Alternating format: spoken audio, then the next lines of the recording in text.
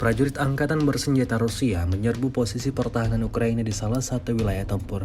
Rekamannya ramai beredar di media sosial Telegram pada Senin 2 Desember 2024. Sekali lagi, pasukan Moskow secara brutal memperlihatkan ketangguhan militernya. Serangan dilayangkan tepat pada posisi tentara Ukraina berada. Tak mampu merespon serangan Rusia, sejumlah tentara Ukraina berakhir dalam keadaan yang cukup mengenaskan, seperti yang terlihat dalam rekaman. Di akhir video tampak salah satu prajurit dari kubu Moskow menaiki puncak gedung dan mengibarkan bendera kebanggaannya.